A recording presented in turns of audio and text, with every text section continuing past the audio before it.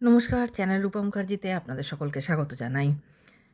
আজকের এই গুরুত্বপূর্ণ আপডেটে আমরা কথা বলবো সেই মামলাকে ঘিরে যার দিকে তাকিয়ে আছেন হাজার হাজার শিক্ষক শিক্ষিকা, চাকরি প্রার্থী, এমনকি গোটা শিক্ষক মহল। প্রশ্ন একটাই, টেস্ট পাস না করলে কি শিক্ষকতার চাকরি ছাড়তে হবে? এই প্রশ্নের উত্তর খুঁজতেই আগামী মঙ্গলবার সুপ্রিম কোর্টে হতে চলেছে অত্যন্ত গুরুত্বপূর্ণ শুনানি। এই শুনানি শুধু পশ্চিমবঙ্গ নয়, গোটা দেশের লক্ষ লক্ষ শিক্ষকের ভবিষ্যতের সঙ্গে জড়িত। আজকের এই ভিডিওতে আমরা বিস্তারিত জানব সুপ্রিম কোর্টে আসলে কী মামলা চলছে, কারা বিপদে, পশ্চিমবঙ্গের কত শিক্ষকের প্রভাবের মধ্যে, মঙ্গলবারের শুনানিতে কী হতে পারে, আর সবচেয়ে বড় প্রশ্ন, চাকরি কি সত্যিই যাবে? চলুন শুরু করি। বিষয়টি শুরু হয় সুপ্রিম কোর্টের একটি গুরুত্বপূর্ণ রায় থেকে। গত বছর সুপ্রিম কোর্ট জানিয়ে দেয়, প্রাথমিক ও উচ্চ প্রাথমিক স্তরে শিক্ষকতা করতে হলে টেট বাধ্যতামূলক, অর্থাৎ প্রথম থেকে অষ্টম শ্রেণী পর্যন্ত পড়াতে হলে টেট পাস করতেই হবে।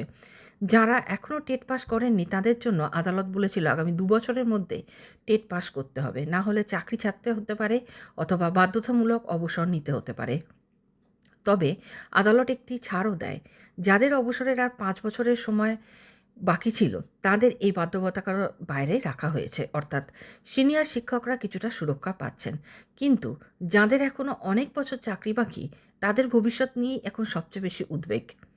এই রায়ের পর সবচেয়ে বড় প্রশ্ন ওঠে, যারা টেট বাধ্যতামূলক হওয়ার আগেই চাকরিতে যোগ দিয়েছেন তাদের ক্ষেত্রেও কি এই নিয়ম প্রযোজ্য? এটাই এখন মূল বিতর্ক। শিক্ষক সংগঠনগুলোর দাবি, 2010 সালে আরটিই আইন কার্যকর হয়। পশ্চিমবঙ্গে 2011 সালে টেট বাধ্যতামূলক করা হয়, অর্থাৎ 2011 সালের আগে যারা চাকরিতে যোগ দিয়েছেন তাদের নিয়োগের সময় টেট বাধ্যতামূলক ছিল না। আসলে এখন হঠাৎ করে তাদের উপরে এই শর্ত চাপানো কি আইনসঙ্গত? এই যুক্তিতেই পশ্চিমবঙ্গ সরকার, বিভিন্ন রাজ্য সরকার এবং শিক্ষক সংগঠনগুলি সুপ্রিম কোর্টে রিভিউ পিটিশন দাখিল করেছে। তাদের বক্তব্য, আইন কার্যকর হওয়ার আগে নিযুক্ত শিক্ষকদের এই নির্দেশের বাইরে রাখা হোক। পশ্চিমবঙ্গে কত বড় প্রভাব?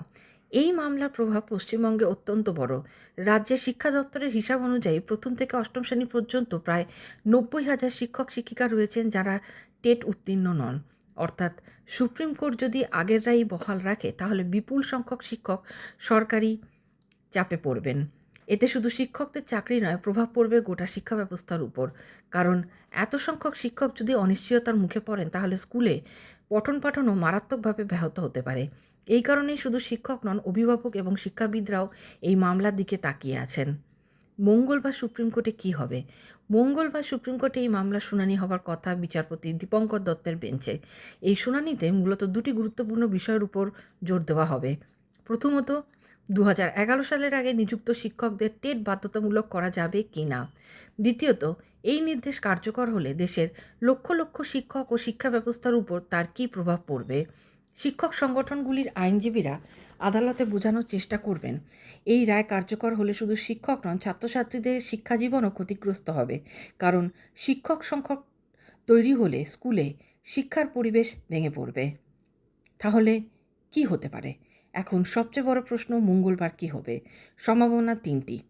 প্রথম, সুপ্রিম কোর্ট আগের রায় বহাল রাখতে পারে। সেক্ষেত্রে টেট না পাশ করা শিক্ষকদের নির্দিষ্ট সময়ের মধ্যে টেট পাস করতেই হবে। 2, আদালত 2011 সালের আগে নিযুক্ত শিক্ষকদের ছাড় দিতে পারে, এতে বহু শিক্ষক স্বস্তি পাবেন। 3, আদালত কেন্দ্র বা রাজ্যকে নতুন নীতিমালা তৈরির নির্দেশ দিতে পারে যাতে চাকরি ও যোগ্যতার মধ্যে একটি ভারসাম্য রাখা যায়। এই তৃতীয় পথটিকেই অনেকে সবচেয়ে বাস্তবসম্মত বলে মনে করছেন।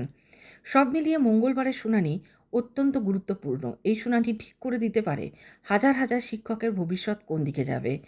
টেট কি বাধ্যতামূলক থাকবে? পুরনো শিক্ষকরা কি ছাড় পাবেন? চাকরি কি বাঁচবে? নাকি নতুন করে শুরু হবে আরও বড় অনিশ্চয়তা? এখন সব নজর সুপ্রিম কোর্টের দিকে।